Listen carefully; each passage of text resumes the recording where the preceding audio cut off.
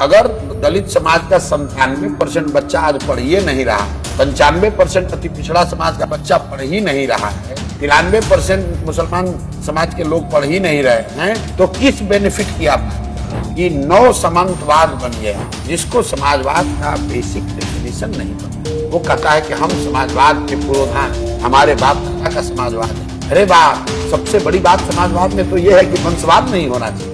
क्या चीज वो लगता है आपको कि 35 वर्ष का सोशलिस्ट रूल और तकरीबन 20 वर्ष का नीतीश कुमार के रूल को आप सक्सेसफुली चुनौती दे सकते हैं? Why do you think? क्योंकि 10 वर्ष आप भी you are in the thick of the things. देखिए, पहले है अपने आंकड़ों को ठीक कर लीजिए।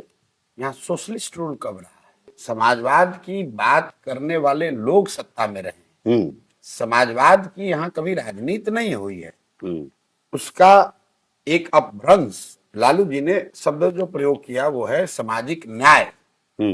समाजवाद और सामाजिक न्याय एक चीज नहीं है। समाजवाद तो समता मूलक समाज की बात करता है। ओके। सामाजिक न्याय का जो परिभाषा बिहार में गढ़ा गया, उसमें एक वर्ग को बताया गया शोषक और एक वर्ग को बताया गया शोषित, और सो कॉल्ड शोषित वर्गों की राजनीति शुरू हुई सामाजिक न्याय के नाम पर। तो इसका एक जो नुकसान है कि समाज को आपने टुकड़ों में बांट दिया।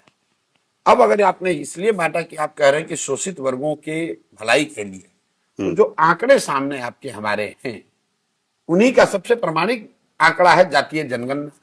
तो जो लालू जी और नीतीश जी का जो सो कॉल्ड समाजवादी सरकार, सामाजिक न्याय की सरकार चली, उससे उन शोषित वर्गों को लाभ होना चाहिए था। तो लाभ हुआ कि नहीं, इसको सीधे आंकड़ों में देख लीजिए।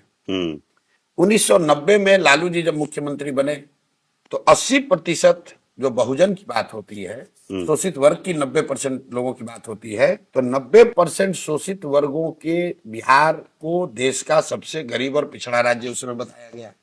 ठीक है। और लालू जी जब 15 वर्ष अपना सामाजिक न्याय का सब कुछ कर लिए, तो भी देश का सबसे गरीब और पिछड़ा राज्य बिहार ही रहा।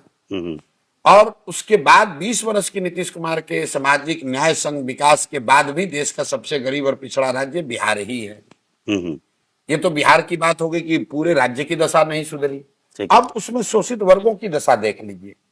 जातीय जनगणना हुई 2 वर्ष पहले, उसमें बताया गया कि दलित समाज से आज भी बिहार में 3% बच्चे ही 12वीं पास कर रहे हैं। ये मेरा आंकड़ा नहीं है, उन्हीं का आंकड़ा। ये लालू नीतीश की सरकार जिसने जातीय जनगणना कराया, उस जनगणना में यह निकला कि 2021-22 में 30-35 वर्ष के सो कॉल्ड सामाजिक न्याय के सरकार के बाद 3% दलित, 5% से कम अति पिछड़ा और 7% से कम मुस्लिम समाज के बच्चे 12वीं पास कर रहे हैं।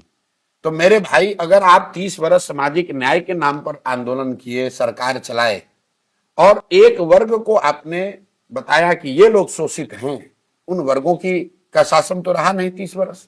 30 वर्ष सत्ता में कौन रहा? लालू और नीतीश। आपके शब्दों में समाजवाद के मानने वाले लोगों का।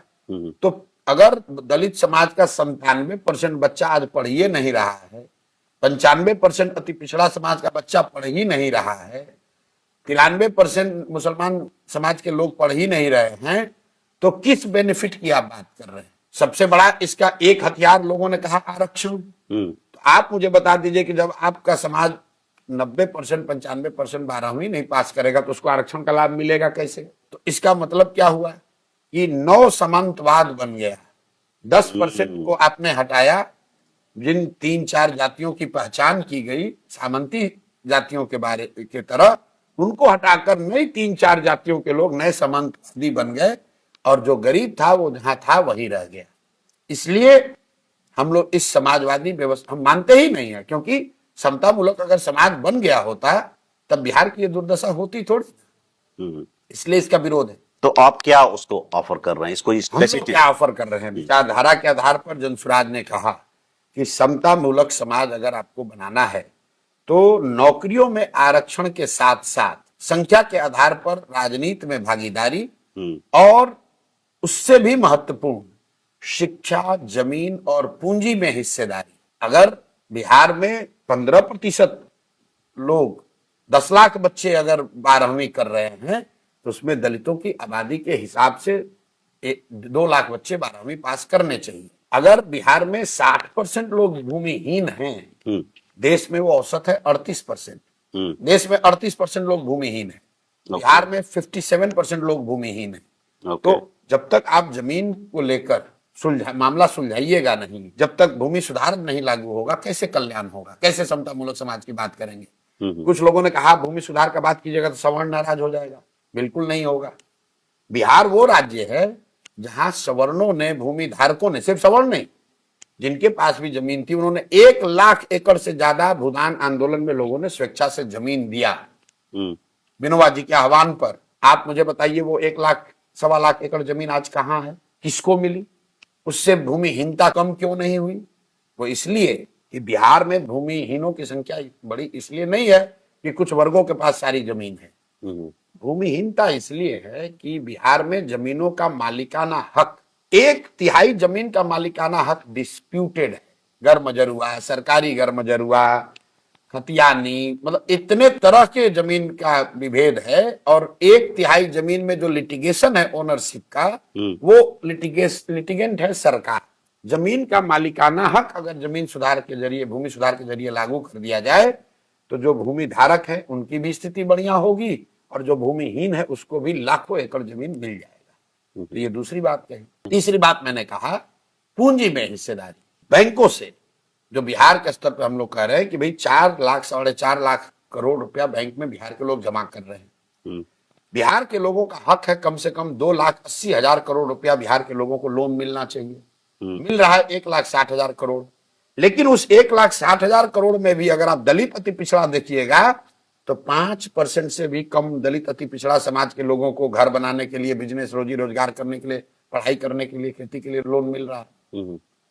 तो भाई जब आपके पास पढ़ाई है नहीं, जमीन है नहीं और पूंजी है नहीं, तो आप गरीबी से निकलिएगा कैसे? किस समाजवाद की बात कर रहे हैं? तो जनसुराज ने कहा कि हमारी परिकल्पना समता मूलक समाज की ये है कि नौकरियों में जो आरक्षण है वो जैसे है चले, लेकिन साथ साथ राजनीति में संख्या के आधार पर भागीदारी, और उससे भी महत्वपूर्ण अगर व्यवस्था बन जाए तो शिक्षा, जमीन और पूंजी में इन वर्गों की हिस्सेदारी को सुनिश्चित करके ही समाजवाद और सामाजिक न्याय, समता मूलक समाज की परिकल्पना की जा सकती है। इसी बात पर एक आपकी अदालत में मेरे से जब सवाल पूछा लोगों ने, तो मैंने कहा भाई तेजस्वी यादव सदन में खड़े होकर कह रहे हैं कि समाजवाद हमारे पुरखों का समाजवाद है, इसको हम लेने नहीं देंगे। तेजस्वी यादव का समाजवाद कब हो गया? समाजवाद तो लोहिया का है, समाजवाद मधुर लिमये का है, समाजवाद जॉर्ज फर्नांडिस का है। लालू यादव समाजवादी नेता कब से बन गए? आप मुझे बताइए। तेजस्वी यादव कब से समाजवादी नेता बन गए? ये तो 5 मिनट कैमरे पर आकर समाजवाद पर 5 मिनट ये पढ़ लिख कर भी पेपर में पढ़ नहीं सकते हैं ये लोग, कहता है समाजवाद के नेता है। आप लोग भी पत्रकार बंधु लोग, अरे पूछिए तो सर समाजवाद पर आपकी क्या सोच है, जरा बोलिए तो। 5 मिनट बोल तो दो भाई समाजवाद पर। जिसको समाजवाद का बेसिक डेफिनेशन नहीं पता है वो कहता है कि हम समाजवाद के पुरोधा हैं, हमारे बाप दादा का समाजवाद है। अरे बाप, सबसे बड़ी बात समाजवाद में तो यह है कि वंशवाद नहीं होना चाहिए। वो तो समाजवाद के मूल सिद्धांत के खिलाफ है। और तुम इसलिए नेता हो कि तुम लालू जी के लड़के हो और तुम समाजवाद की बात कर रहे हो।